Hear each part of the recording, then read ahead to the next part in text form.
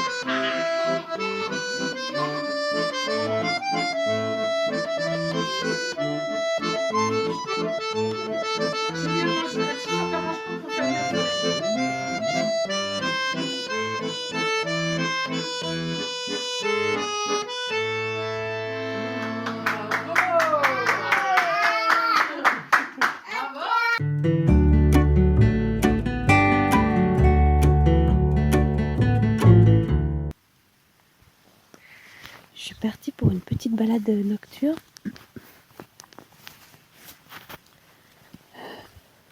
On est parti pour 3 jours avec Hugo et Elga pour faire un petit week-end. Et on est dans le Lot. Et là, il est 9h30 du soir. C'est le crépuscule. Il vient d'avoir une très très grosse averse, mais là c'est fini. Et je suis partie balader mon chien. Et je suis entre deux murets en pierre sèche. C'est magnifique. Je vois des collines au loin. C'est superbe. C'est encore très vert en fait. On est presque fin mai, mais c'est encore très vert. Pourtant on est sur un causse. Et c'est super. Il y a des petites parcelles, des petits prés grillagés en Ursus. Donc je pense qu'il y a des moutons. On en a vu cet après-midi. Alors je sais pas, faudrait que je me renseigne, c'est les moutons aux yeux et aux oreilles noires. C'est peut-être les têtes noires du causse, je sais pas. Et c'est très joli. Oh là là, c'est magnifique. Donc là ça descend, il y a un petit croisement de chemin. Et juste en face, il y a deux vallées qui se rencontrent. Il y a le ciel qui est gris, il y a des nuages qui avancent, je pense qu'il y a une grosse averse au loin. Et juste au-dessus de moi, il y a la lune, une demi-lune, qui sort tout doucement des nuages. Et c'est très joli. Il y a des érables, des chênes. J'ai vu des petits prés de Saint-Fond. Oh, c'est magnifique. C'est calcaire ici. C'est pas du tout comme chez moi. Il y a des petits merles qui chantent. Il y a le coucou qui a chanté. J'ai enregistré, j'espère que vous l'avez entendu. C'est pas si souvent qu'on peut partir 3 jours d'affilée et tous ensemble et sereinement en fait. Donc j'en profite.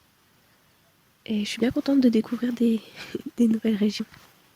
Alors en parlant de temps libre, ces derniers temps, j'ai quand même essayé de consacrer un petit peu de temps à la création.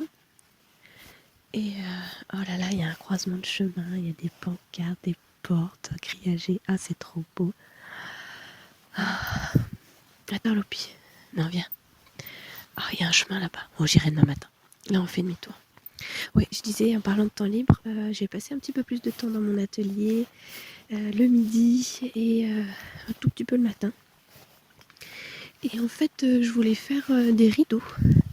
Des rideaux pour la fenêtre de notre chambre parce que Mathieu et Mélusine ont monté leur yourte pour habiter maintenant donc, à côté.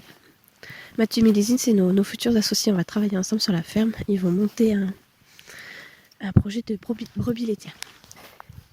Et donc on vit à côté et c'est vrai que notre fenêtre de chambre donne légèrement sur leur yourte. Enfin, sur le passage qui va à leur yourte. Ah, encore un merle. Et donc, on s'est dit, quand on rentre de la douche, quand on se met en pige, bref, on voulait être un petit peu caché, quoi. Donc, je me suis lancée dans un rideau. Évidemment, j'ai compliqué les choses. J'ai fait des petits carrés de 5 cm par 5 cm que j'ai cousus ensemble pour faire un rideau en patchwork. Et ça m'a beaucoup plu parce que ça faisait... Déjà, j'étais ravie de découper sur mon tapis découpe des grandes longueurs de tissu avec le cutter rotatif. C'est toujours assez jouissif. Et puis de coudre, ça m'a rappelé les nombreuses heures que j'avais passées à faire des patchworks. Ça fait un moment que je n'en ai pas fait, ça doit faire 1 ou 2 ans. Et donc j'ai fait ça, j'ai découpé des petits carrés de 5 cm par 5 cm que j'ai recousu ensemble pour faire un rideau pour notre chambre. Et ça fait un peu vitrail en fait. Donc c'était les faire chercher. Et je l'ai fait tout simple en fait et je ne l'ai pas doublé. Et j'aime bien l'effet transparence en fait que ça fait. Ça fait vraiment vitrail en tissu. De là, ma belette m'en a demandé un, donc j'en ai refait un avec des carrés un peu plus gros quand même. J'ai fait des carrés de 10 par 10. Et je l'ai fait un peu court. En fait, j'avais mesuré sa fenêtre et au moment de poser le rideau, je me suis aperçue qu'il y avait une tringle à rideau déjà posée dans sa chambre. Mais sur le mur en fait, pas sur l'encadrement de la fenêtre. Du coup, elle était un peu plus haute que ce que j'avais mesuré. Donc je sais pas si je le laisse comme ça ou si je rajoute une petite ligne de carré ou juste une bande blanche avec une dentelle, je sais pas, à voir. Et là pareil, je l'ai laissé simple, je l'ai pas doublé. Et ça fait très joli aussi. Elle a choisi des tissus dans mes tissus. Elle a fouillé, déplié, mis en bazar. Et elle a choisi des jolis tissus dans les tons vert, bleu, légèrement rose. Et ça va très bien avec sa chambre qui est déjà peinte en bleu en fait. Et en regardant un petit peu sur internet, en me renseignant sur comment faire des rideaux en patchwork, je suis tombée sur une vidéo assez ancienne, je crois qu'elle a 8 ans, sur YouTube. Et c'est une technique, je crois que c'est une technique de patchwork coréenne qui s'appelle le Pogaji, je sais pas comment on dit. Et en fait, ça permet de faire des pièces rassemblées en tissu, mais totalement réversibles en fait. La couture entre 2 pièces de tissu permet de cacher les 2 lisières brutes des tissus. Et c'est très joli. Alors, c'est initialement fait à la main, évidemment. Oh là là, il y a une petite cabane. Oh, c'est trop beau. Vous savez, je crois qu'on appelle ça des boris dans l'autre, les petites cabanes en pierre sèche. Oh, ah non, il y a de l'eau.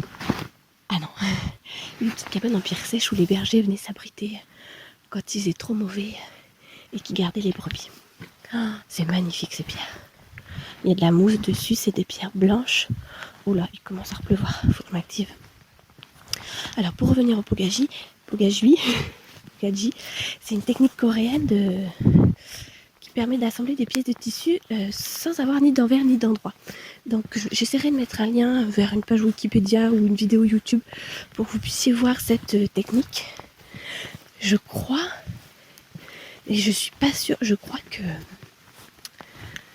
beaucoup a fait une démonstration de cette technique. Alors elle l'a fait à la main, il me semble. Alors par contre là, je sais pas, oh là là, il commence à pleuvoir et à faire nuit. Je sais plus où j'ai tourné. Oh, zut, je vais suivre mon chien, je lui fais confiance.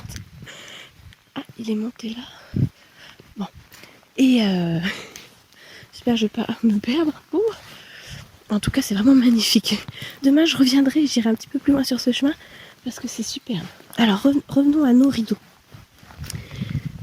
Et donc là, ce que je vais faire, je vais refaire des rideaux, mais pour la porte d'entrée et pour la yourte de Mathieu et Mélusine, parce qu'ils ont 2 portes-fenêtres. Et je pense que c'est pas mal.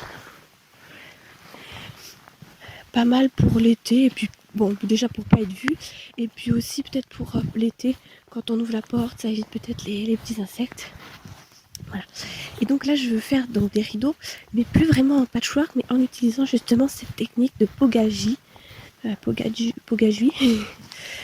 pour que ce soit totalement réversible. Parce que là, comme je disais, les rideaux en patchwork que j'ai fait, je les ai pas doublés. Du coup, l'envers est brut. Alors j'ai quand même été assez soigneuse. J'ai repassé les coutures ouvertes en fait. Donc ça fait assez joli et assez régulier. Mais je trouve ça quand même un peu trop brut. Alors j'hésite à mettre un petit voile très léger pour le doubler en fait. Et je vais essayer sur un, peut-être sans le coudre, juste en l'accrochant, parce que j'aimerais vraiment garder cet effet transparence et vitrail quoi, avec le tissu. J'ai peur de perdre un peu ça si j'en rajoute un. Bon voilà pour mon aventure sur les rideaux. Ah, c'est là que j'ai tourné. On n'est pas perdu. Alors l'autre projet auquel je me suis attelée, c'est j'ai repris ma couverture au crochet que j'ai commencé il y a 2 ans. Attends, j'ai tourné là. Oui. C'est bon, on n'est pas perdu. Oh là, il pleut. J'ai repris ma couverture ma couverture au crochet que j'avais commencé. Waouh, les pieds glissent. Il y a 2 ans, donc on m'avait offert un color pack de la marque Chips. Et du fil, des petites pelotes. Il y a 109 mini pelotes de 25 grammes de coton Catona en fait, avec toutes des couleurs différentes. Et j'avais mis des photos sur Instagram. Et en fait, je fais un rond au crochet et dans chaque couleur de mini pelote. Et après, je l'entoure avec un petit. Je le transforme en carré avec une bordure grise en fait. Et donc là, je crois qu'il me reste moins de 15 pelotes à crocheter et à faire le liseré. Et après, il faudra que je fasse l'assemblage. Alors pour l'assemblage, je vais essayer de faire vraiment quelque chose qui respecte le. Disons là. Alors attends, j'étais descendue par où? Faut que j'escalade un muret là. C'était là l'opi? Non, c'était plus loin.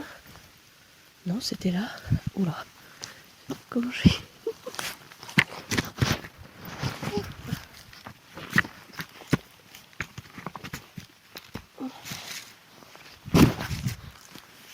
C'est bon. Et je vais vraiment respecter les couleurs pour que ça fasse un dégradé assez joli. Donc il faut que je me prévoie une petite place dans l'atelier pour tout étaler, tout organiser et puis faire des... Ouh là là. Oh, je sais pas où je me suis fourrée. Ah voilà, c'est bon. Là c'est bon, je suis au gîte.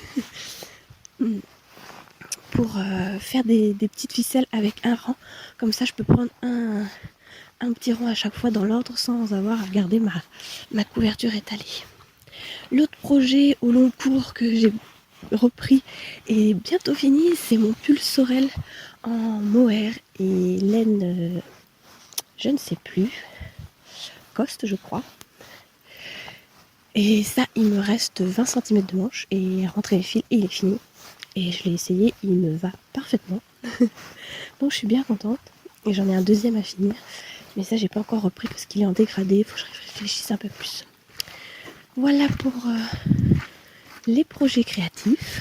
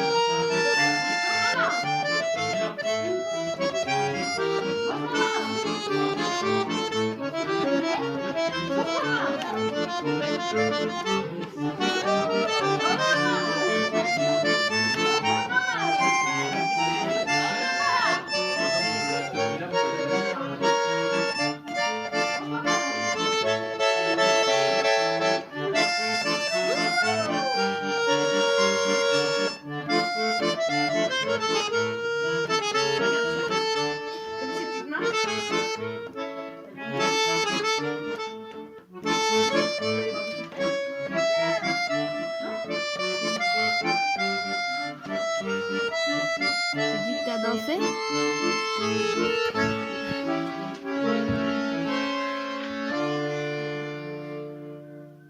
Ouais! Attends, Dodo.